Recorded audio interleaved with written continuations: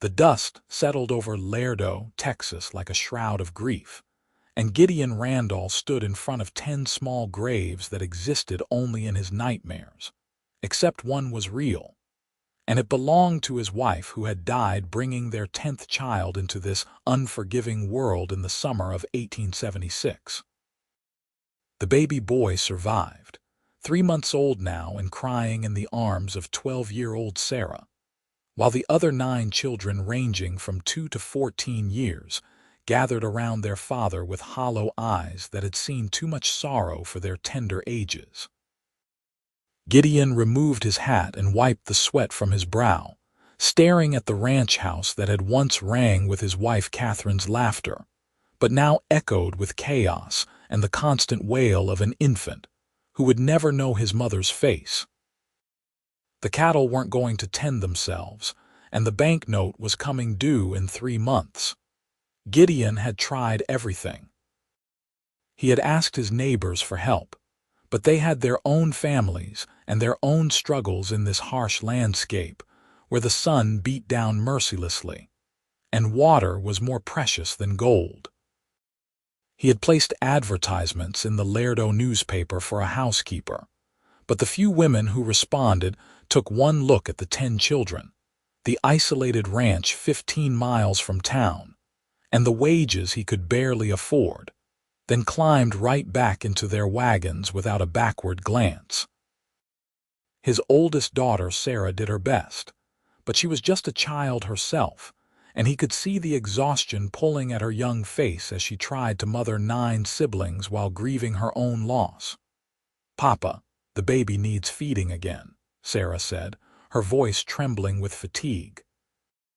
"We're almost out of the canned milk, and Tommy won't stop crying about his stomach hurting, and the twins got into the flour bin again." Gideon looked at his daughter and felt his heart crack further. This was no life for her. This was no life for any of them. He had been a good husband and thought he was a decent father, but losing Catherine had revealed just how much one person could hold together, and without her, everything was falling apart like a house built on sand. "I'll ride into town tomorrow," he said, his voice rough. "We'll figure something out." But he had no idea what that something would be. He had prayed until his knees were bruised and his voice was hoarse. He had bargained with God, offering everything he had left, which admittedly wasn't much. The ranch was struggling. His children were struggling, and he was drowning in a sea of responsibility that seemed to have no shore. That night, after finally getting all 10 children to sleep, Gideon sat on the porch and stared up at the stars scattered across the Texas sky like diamonds on black velvet. Somewhere out there, Catherine was among those stars, and he wondered if she could see what a mess he was making of things. He wondered if she was disappointed in him for not being strong enough to hold their family together. Victoria Lambert saw the man with the haunted eyes walk into the general store the next morning, and something in her chest tightened with recognition, though she had never seen him before in her life. She was restocking shelves, her efficient hands arranging canned goods in neat rows, when he approached the counter where old Mr. Henderson was tallying up accounts. She was 24 years old, had been working at Henderson's general store for 2 years since arriving in Laredo from St. Louis, and had grown accustomed to the rhythm of this border town with its mix of ranchers, soldiers from the nearby fort, and Mexican traders who crossed the Rio Grande to do business. "I need 3 more tins of condensed milk," the man said, and Victoria heard the exhaustion in his voice, the kind that went bone deep and settled into a person's soul. "And flour, sugar, coffee. Whatever you can give me on credit until I can sell my next herd." "Gideon, you know I want to help," Mr. Henderson said, his weathered face creased with concern. "But your account is already stretched pretty thin. I've got my own bills to pay." "I know, Henderson, I know." The man, Gideon, ran a hand through dark hair that needed cutting. "I wouldn't ask if it wasn't for the children. The baby needs that milk, and Sarah is trying so hard, but she's just a little girl herself. Victoria had heard the story. Everyone in Lerdo knew about the Randall Ranch and the tragedy that had struck it. Catherine Randall had been well loved in town, always with a kind word and a smile, despite the hard work of raising so many children. Her death had sent shockwaves through the community, and the question on everyone's lips was how Gideon would manage alone. She found herself stepping forward before she could think better of it. "Mr. Henderson put his order on my account." Both men turned to stare at her. Mr. Henderson's bushy eyebrows shot up toward his receding hairline, and Gideon's gray eyes, red-rimmed from lack of sleep, fixed on her with an expression of confusion and desperate hope. "Miss Lambert, that's kind of you, but I can't accept charity," Gideon said, though the words seemed to pain him. "It's not charity," Victoria said, surprised by the steadiness of her own voice. "It's an investment." An investment in what? She took a breath, knowing she was about to change her life irrevocably, but feeling absolutely certain it was the right thing to do. "I heard you've been looking for help at your ranch. I'm a hard worker, Mr. Randall. I've been managing my own household since I was 15 when my parents died of cholera. I can cook, clean, tend children, and I'm not afraid of hard work. You need help, and I need a change from this store." Gideon stared at her as if she had sprouted wings. "You don't know what you're saying." "I have 10 children, Miss Lambert. 10. The youngest is 3 months old and needs round-the-clock care. The oldest is 14 and trying to be an adult when she should still be playing with dolls. The middle ones are wild as mustangs and twice as stubborn. The ranch is 15 miles from town, and the work is never ending. I can barely afford to pay you enough to make it worth your while." Victoria looked at this man with his broad shoulders bowed under the weight of his burdens, at the calluses on his hands and the grief still fresh in his eyes, and she felt something shift inside her. She had been alone for so long, living in a small room behind the store, going through the motions of life without really living. Here was someone who needed help, a family that needed love, and she had both to give. "I can handle 10 just fine," she said, and she meant it. Mr. Henderson cleared his throat. "Miss Lambert, are you sure about this? The Randall Ranch is isolated, and you'd be living under the same roof as an unmarried man. People will talk. People always talk, Mr. Henderson. That's never stopped me from doing what I know is right." She turned back to Gideon. "I'll work for room and board and a small wage when you can afford it. If it doesn't work out, I can always come back to town. But those children need help now, and I'm offering." Gideon looked at her for a long moment, and Victoria saw him warring with his pride, his desperation, and something else she couldn't quite name. Finally, he nodded slowly. "If you're serious, Miss Lambert, then I'd be grateful for the help. But I want you to come out to the ranch first, see what you're getting into before you make any promises. If you still want the job after that, it's yours." "That's fair," Victoria agreed. "When can we go? I've got the wagon outside. If you can get away now, we can head out." Mr. Henderson sighed but nodded. "Go on, Victoria. If this is what you want, I won't stand in your way. Your job here will be waiting if you change your mind." 20 minutes later, Victoria sat beside Gideon on the wagon seat, her few belongings packed in a carpet bag at her feet, watching Lerdo disappear behind them as they headed into the open country. The August heat was oppressive, and the landscape was brown and dusty, dotted with mesquite and prickly pear cactus. The Rio Grande flowed somewhere to the south, marking the border with Mexico, but out here there was just empty land stretching to the horizon. "Tell me about your children," Victoria said, breaking the silence that had settled between them. Gideon was quiet for a moment, as if organizing his thoughts. "Sarah is the oldest, 14. She's been trying to hold everything together since Catherine died. Then there's Benjamin, he's 12, good with the horses but struggling with his grief. Mary is 10, quiet as a mouse, always has her nose in a book when she can steal a moment. The twins, Emma and Elizabeth, are 8 and full of mischief. Lucas is 6 and missing his mother something fierce. Rebecca is 5, follows Sarah everywhere. Tommy is 4 and has a sensitive stomach. Little Anna just turned 2 and is into everything.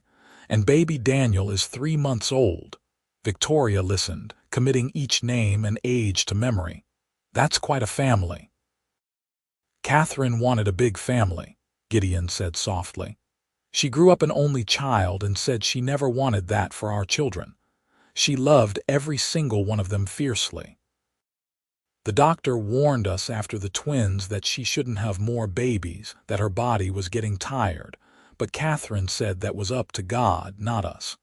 When she found out she was expecting Daniel, she was happy, even knowing the risks. His voice broke and he swallowed hard. I should have been more careful. I should have protected her.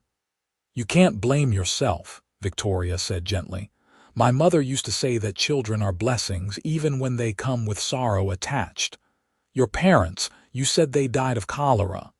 Yes, 9 years ago in St. Louis. There was an outbreak and it swept through our neighborhood like wildfire. I was 15 and suddenly alone. I worked as a seamstress, then a teacher, then finally saved enough to come west. I thought I might find a fresh start in Texas. Why Laredo? Victoria smiled faintly. It was as far as my money would take me, and it seemed like a place where a person could reinvent themselves, you know. On the border between two worlds, anything seemed possible.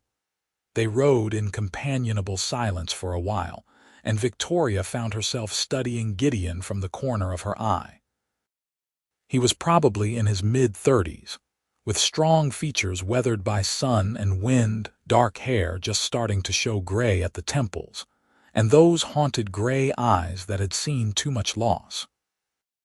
He was handsome in a rough, careworn way, but it was his hands that caught her attention, large, capable hands that gripped the reins with easy confidence.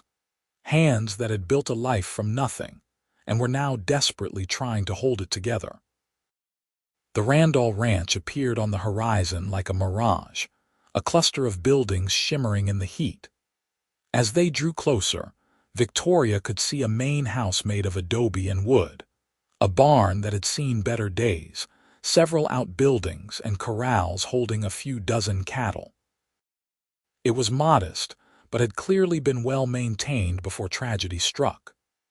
Now, though, she could see the signs of neglect, a fence that needed mending, weeds growing in what had once been a kitchen garden, clothes hanging haphazardly on a line and bleached white by the relentless sun.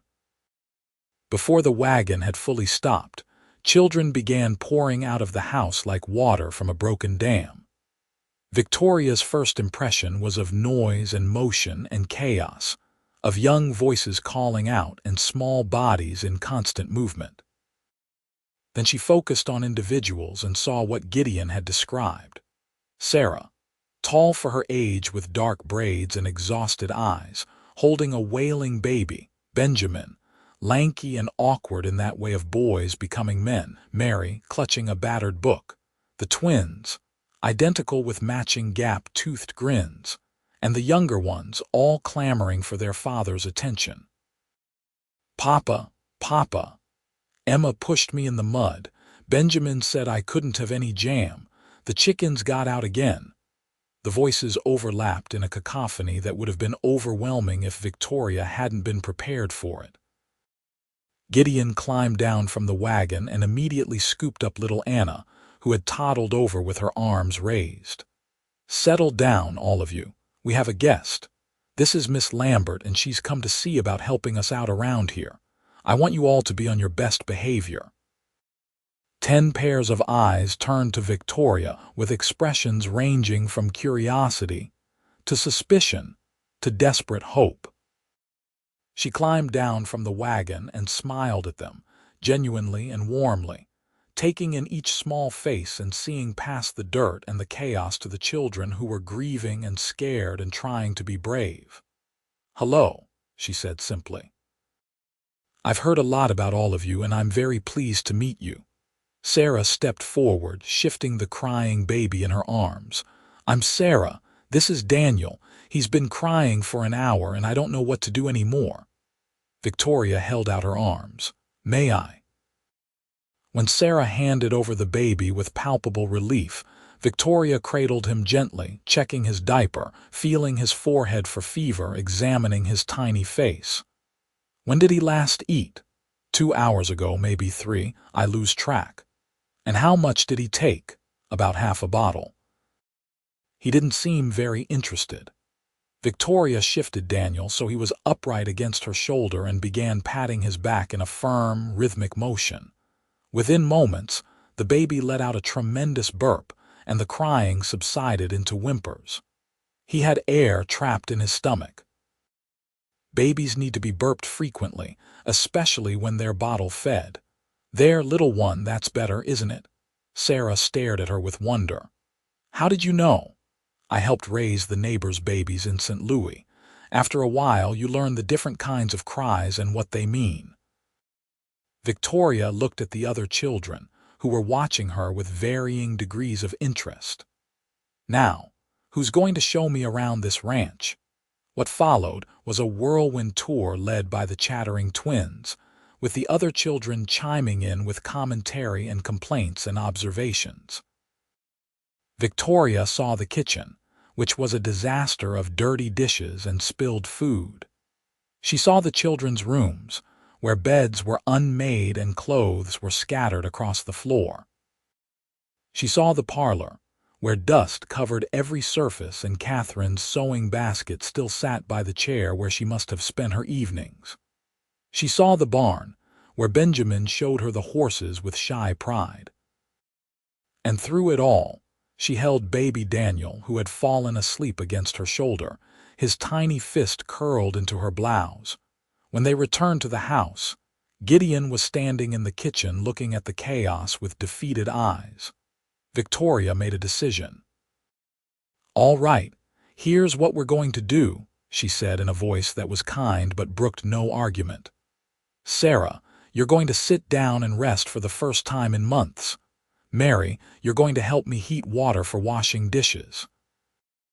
Benjamin, you and Lucas are going to gather eggs from the chickens and check that they're all back in their coop. Emma and Elizabeth, I need you to pick up all the toys and clothes from the floor of your room and put them in a neat pile. Rebecca and Tommy, you're going to help me set the table for supper. And Mr. Randall, you're going to take care of your cattle and whatever other ranch work needs doing, because I'm guessing it's been piling up." There was a moment of stunned silence. Then, miraculously, the children began to move, following her instructions with only minimal grumbling. Gideon caught Victoria's eye, and she saw something like amazement in his expression. "Miss Lambert, I think you might be a miracle," he said quietly. "I'm just organized," she replied. "Now go on, before your children decide they don't have to listen to a stranger after all."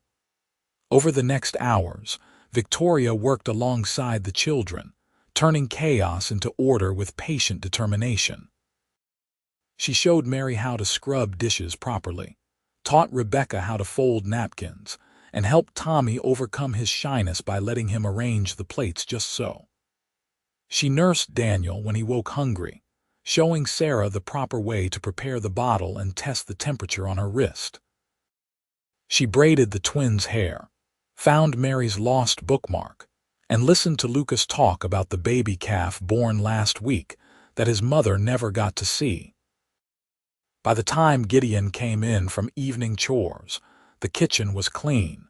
A simple supper of beans and cornbread was on the table, and all 10 children were sitting in their places with reasonably clean faces and hands.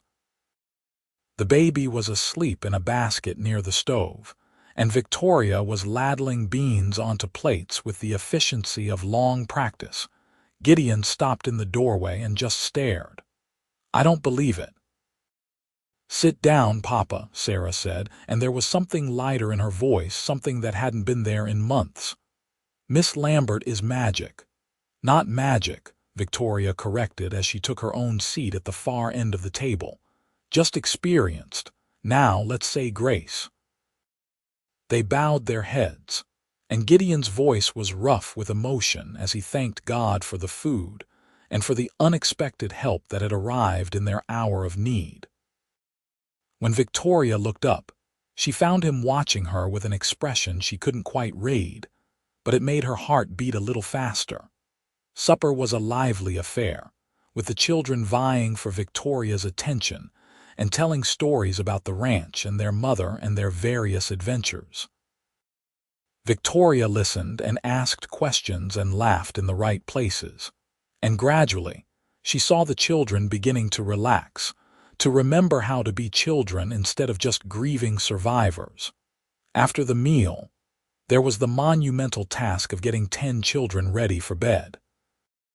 Victoria tackled it with military precision, assigning the older children to help the younger ones, supervising baths in a tin tub set up in the kitchen, and somehow managing to get everyone into nightclothes and prayers said within 2 hours.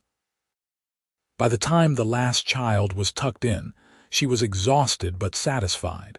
She found Gideon sitting on the front porch in the darkness, and she lowered herself onto the step beside him with a tired sigh.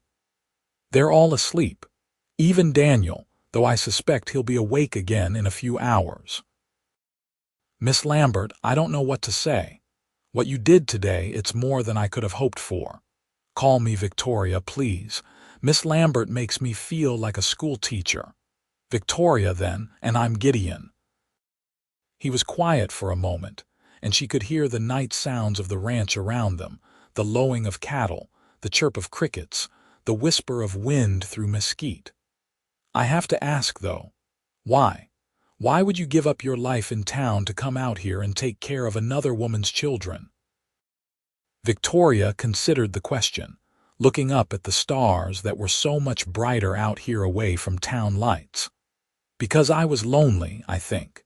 And because those children need someone who can love them without reservation, without counting the cost. I don't have children of my own, probably never will at this rate. So why not pour all that unused love into children who desperately need it? You're young yet.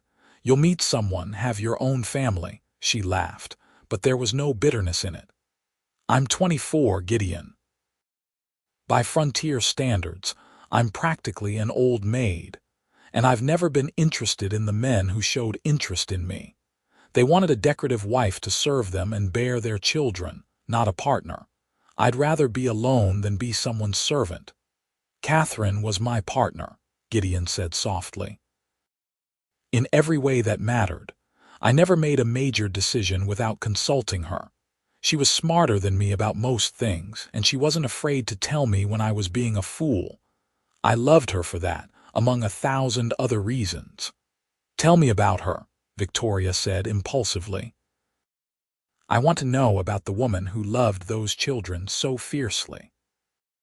So Gideon talked, and Victoria listened, and in the darkness of the Texas night, she learned about Catherine Randall, who had crossed half the country in a covered wagon, who had given birth to her first child in a dugout with only her husband to help, who had sung lullabies in a voice like honey, who had faced down a rattlesnake with a hoe to protect her children, who had loved her family with a fierce and abiding passion that death itself couldn't diminish. She sounds like an extraordinary woman, Victoria said when he finally fell silent. She was, and I failed her by not being able to keep everything together after she died. You didn't fail her, Gideon. You're just one man and you've been trying to do the work of 2 parents. That's not failure. That's impossible. He turned to look at her, and even in the darkness she could feel the intensity of his gaze. You really think you can handle 10 children and a ranch house and all the work that comes with it? I know I can. The question is, can you handle having me here? It was a loaded question, and they both knew it. A young, Unmarried woman living under the same roof as a widowed man would cause talk, regardless of how innocent the arrangement was. But Gideon nodded slowly. I need help more than I need to worry about gossip.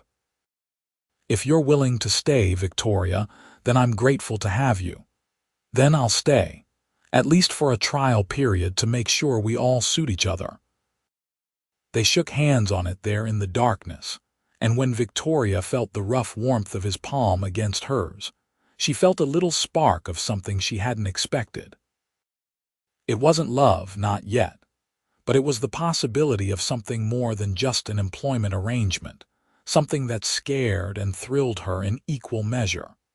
The first weeks were harder than Victoria had anticipated, but not in the ways she expected.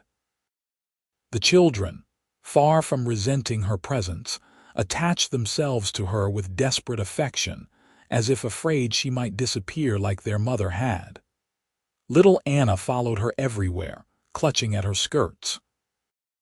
Tommy brought her flowers he'd picked, wilted and dusty, but given with such earnest hope that she pressed them into a book like treasures. The twins competed for her attention, each trying to outdo the other in helpfulness. Mary shyly asked if Victoria would read to her at night. Lucas wanted her to come see the calf every single day. Rebecca practiced her letters for hours just to earn Victoria's praise. Benjamin pretended not to need her but appeared in the kitchen at odd hours just to talk. Sarah cried in Victoria's arms one night and whispered, "I'm so glad you're here." And baby Daniel, sweet Daniel, seemed to sense that here was someone who knew how to meet his needs, and he began to thrive under her care. The hard part was Gideon.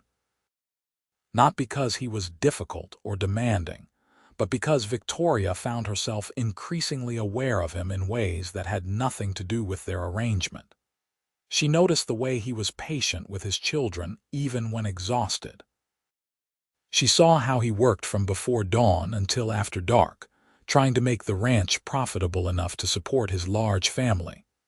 She heard him singing quietly to Daniel in the middle of the night when he thought everyone else was asleep. She watched him mend Benjamin's favorite bridle with careful stitches, saw him braid Rebecca's hair when Victoria was busy with the baby, observed him teaching Lucas how to rope a fence post with infinite patience. He was, she realized with growing alarm, exactly the kind of man she had always hoped existed but never thought she would find. And he was completely unavailable, his heart still belonging to the wife he had lost. September arrived with cooler temperatures and the promise of fall. The ranch was running more smoothly now, with Victoria managing the household with practiced efficiency. She had turned the kitchen garden back into productivity, planted fall vegetables, put up preserves from the fruit trees that grew near the house, organized the children's schooling at a table in the parlor every morning, and somehow found time to mend everyone's clothes and bake bread twice a week. Gideon had managed to sell a herd of cattle at a decent price, which eased the immediate financial pressure. He hired a ranch hand, a young Mexican man named Jose who lived in the bunkhouse and helped with the heavy work. The children were thriving, gaining weight, laughing more, fighting less. Sarah had begun to look her age again, instead of like a careworn adult. Benjamin was teaching Jose English in exchange for learning Spanish.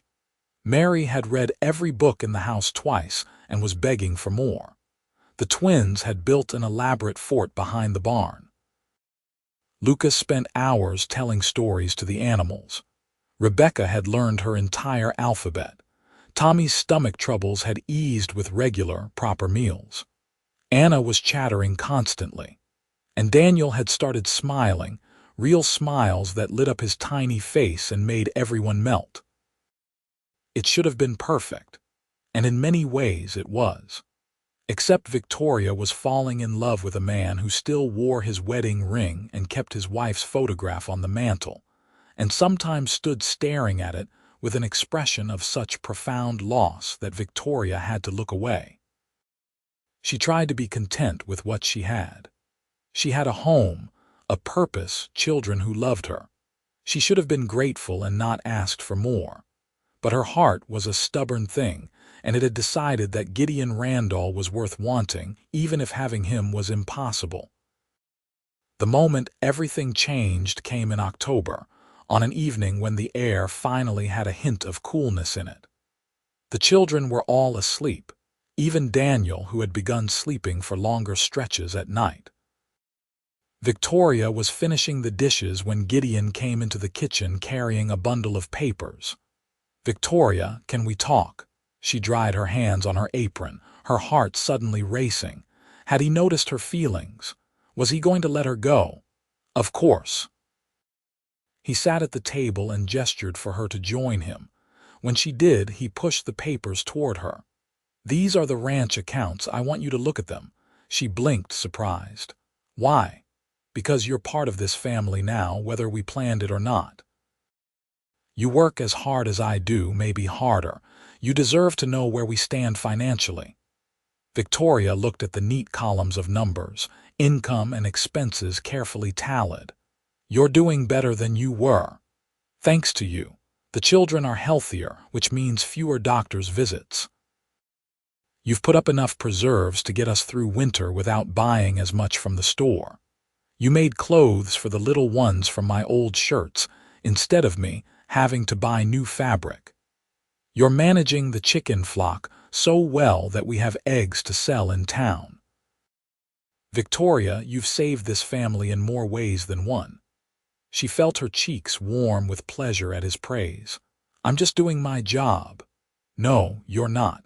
A housekeeper does her job and nothing more. You love my children like they're your own. You've brought life back into this house.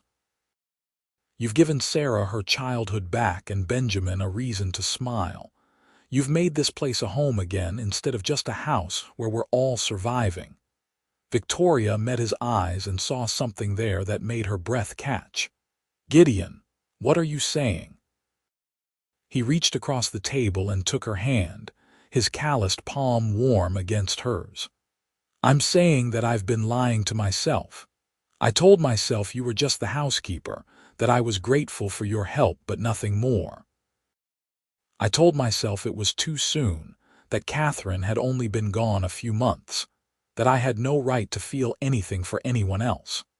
But the truth is, Victoria, I've been falling for you since the day you climbed onto that wagon and said you could handle 10 just fine." Her heart was thundering so loudly she was sure he could hear it. "You have." "Yes, and I fought it because I felt guilty, like I was betraying Catherine's memory. But last night I had a dream about her. She was standing in our bedroom, looking just like she did before she got sick, and she told me I was being a fool. She said she hadn't spent her whole life teaching me how to love just for me to close my heart after she was gone. She said those children needed a mother and I needed a wife, and if I was too stubborn to see that you were the answer to both those needs, then I deserved to be alone." Victoria's eyes filled with tears. "She said that, in the dream, yes, and when I woke up I realized she was right. I will always love Catherine. She gave me 14 years of happiness and 10 beautiful children, and nothing can change that.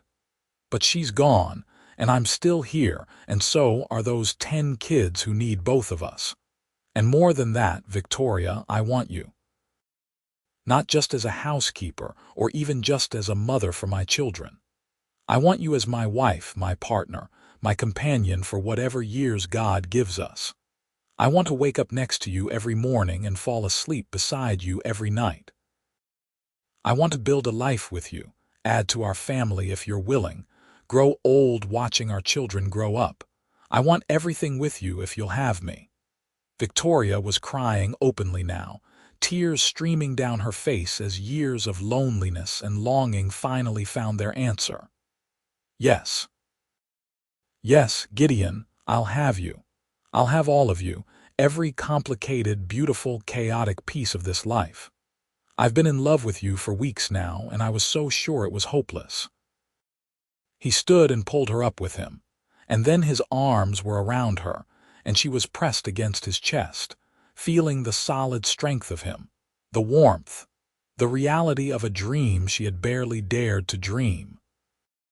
When he tilted her chin up and kissed her, it was gentle and sweet and full of promise, a first kiss that acknowledged the past but looked firmly toward the future.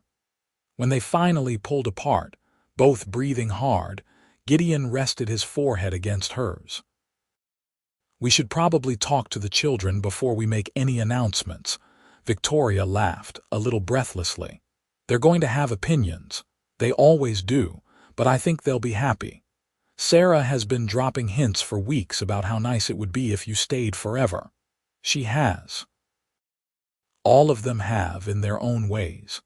Benjamin asked me if I thought you might like to see his roping skills at the fall fair. Mary wanted to know if you had a favorite color so she could make you something.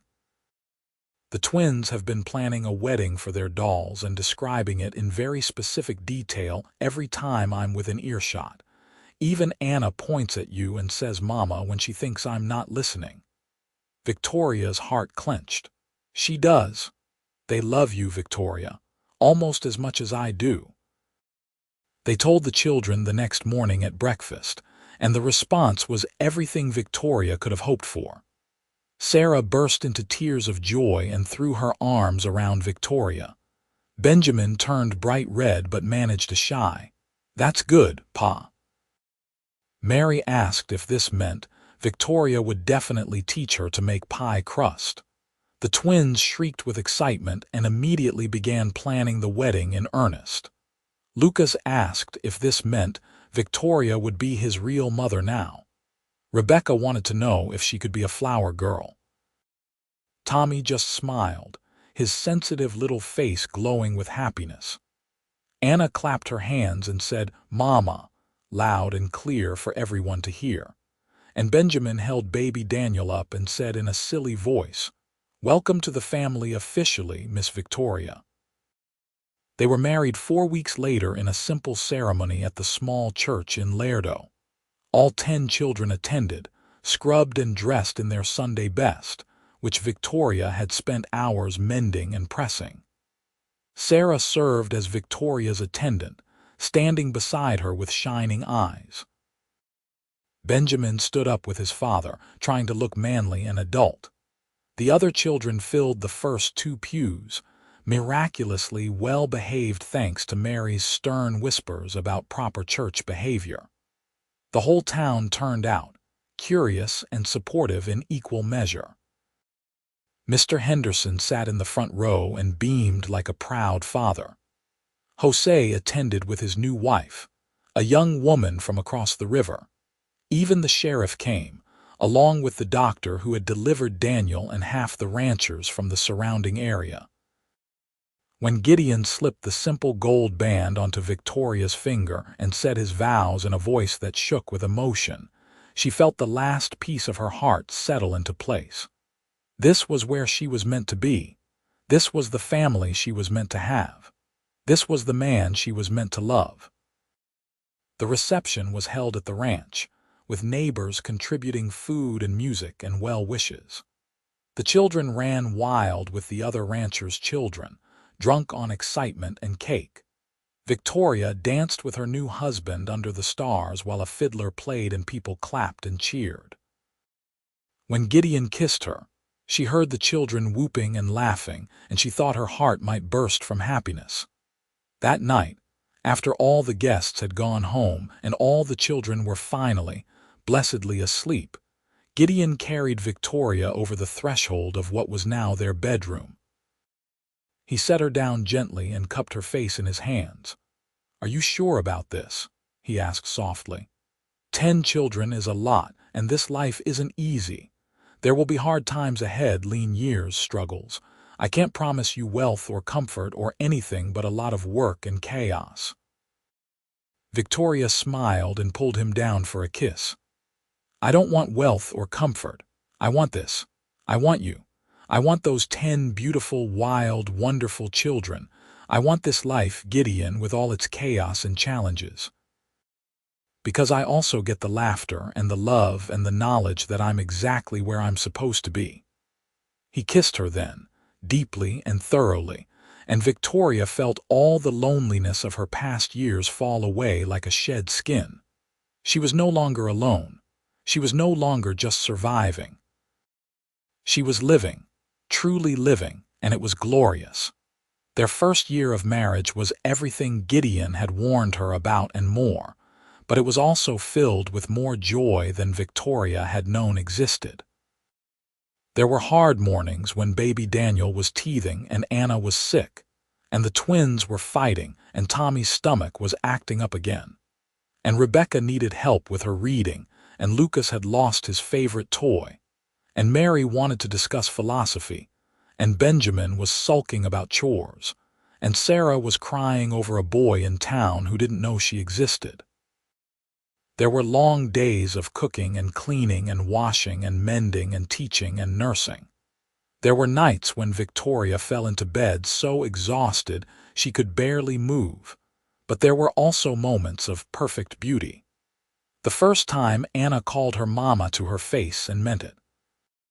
The day Benjamin came to her for advice about a girl, instead of keeping it all locked inside. The afternoon Mary read an entire book out loud to the younger children without stumbling once. The morning the twins made breakfast all by themselves, even if they did make a mess. The evening Lucas showed her the bird's nest he'd been carefully protecting. The Sunday Rebecca performed her memorized Bible verse perfectly in church. The night Tommy ate a full meal with no stomach complaints.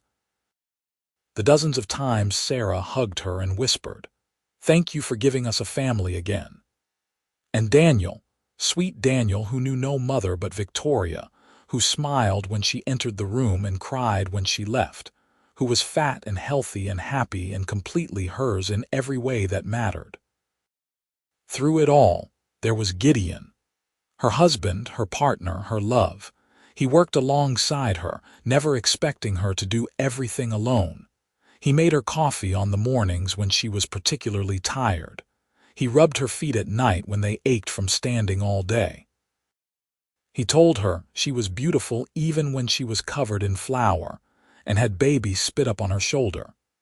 He made her laugh with his dry humor and held her when she cried from frustration or exhaustion. He loved her with a steady, abiding passion that never faltered, and she loved him right back with everything in her. In the spring, Victoria discovered she was pregnant. The announcement at the dinner table caused an eruption of excitement from the children. Sarah wanted to know if it would be a boy or a girl. Benjamin asked if he would have to give up his room. Mary started a list of potential names. The twins argued about whether they wanted a brother or a sister. Lucas asked if he could teach the baby about animals. Rebecca wanted to know if the baby would play with her. Tommy wondered if babies liked jam. Anna patted Victoria's still flat stomach and said, "Baby," with great authority. And Daniel, now over a year old and walking, toddled over and laid his head against her stomach like he understood. Gideon pulled her close that night in the privacy of their room. "Are you happy about this?" Terrified and thrilled in equal measure, Victoria admitted. "That will be 11 children, Gideon. 11. He laughed and kissed her soundly. "Good thing you said you could handle 10 just fine. 11 is only one more." Their son was born on a crisp December morning in 1877, delivered by the doctor from town with Sarah assisting as if she'd been doing it all her life. They named him Matthew, and he had his father's gray eyes and his mother's smile. The children were entranced with their new brother, each wanting to hold him and help care for him and show him off to anyone who visited. "How do you do it?" asked Mrs. Henderson when she came to visit with supplies from the store. 11 children. I had 3 and thought I would lose my mind." Victoria, nursing baby Matthew while simultaneously supervising Rebecca's reading lesson and listening to Tommy tell her about the butterfly he'd found, just smiled. "You do it one moment at a time, one child at a time, one day at a time. And you do it with a partner who shares the load and children who help each other and enough love to stretch further than you ever thought possible. 2 years later, their daughter Ruth was born, making it an even dozen. Gideon joked that they were the dozen Randalls, like eggs. The children groaned at the pun but loved their baby sister fiercely. Anna, now 4, appointed herself Ruth's special guardian and took her duties very seriously. Daniel, a sweet-natured 3-year-old, brought his sister flowers and toys with earnest generosity. Matthew, toddling around at 18 months, patted the baby's head with gentle curiosity. By then, Sarah was 18 and being courted by the Hendersons' oldest son, much to Gideon's consternation and Victoria's amusement. Benjamin was 16 and had grown into a tall, capable young man who could work a full day alongside his father. Mary was 14 and had become the unofficial teacher for the younger children, patient and thorough in her explanations. The twins were 12 and still full of mischief, but also increasingly helpful around the ranch. Lucas was 10 and had a special way with animals that made him invaluable during calving season. Rebecca was 9 and could sew better than Victoria could. Tommy was 8 and had finally outgrown his sensitive stomach. The ranch had prospered under Gideon and Victoria's joint management. They had expanded the herd, built a new barn, added rooms to the house to accommodate the growing family, and even hired 2 more ranch hands to help with the work. They were by no means wealthy, but they were comfortable, and more importantly, they were happy. On a warm evening in June of 1881, Victoria stood on the porch watching the sun set over the Texas landscape she had come to love. Gideon came up behind her and wrapped his arms around her waist, resting his chin on her shoulder. Around them, they could hear the sounds of their family. Children laughing, the baby cooing, someone playing a harmonica, the lowing of cattle, the chickens settling for the night. Any regrets? Gideon asked softly. Victoria leaned back against her husband's solid warmth and smiled. Not a single one. You. Only that I didn't find you sooner. Think of all the years we could have had together. We have all the years ahead of us. That's what matters. He turned her in his arms and kissed her, slow and sweet, and full of the love that had grown deeper and richer with each passing year. I love you, Victoria Randall. Thank you for saying yes that day. Thank you for handling 10 kids just fine, and then letting me talk you into 2 more. Thank you for being exactly what this family needed. I love you too, she whispered against his lips. Thank you for being desperate enough to let a strange woman climb onto your wagon. Thank you for giving me a family when I thought I'd always be alone. Thank you for teaching me that love doesn't run out, it multiplies. As they stood together watching the sun paint the sky in shades of orange and gold, surrounded by the sounds of the family they had built together, Victoria felt a profound sense of rightness. She had come to Laredo as a lonely woman in search of a fresh start. She had found a desperate man with 10 children who needed more than he could provide alone. And together, they had created something beautiful from their combined brokenness. A family bound not just by blood but by choice, not just by necessity but by love. The children began calling them in for supper, voices overlapping in familiar chaos, and Gideon and Victoria went inside hand in hand. The table was set for 14, plates and cups and utensils in a carefully organized arrangement that Mary had overseen.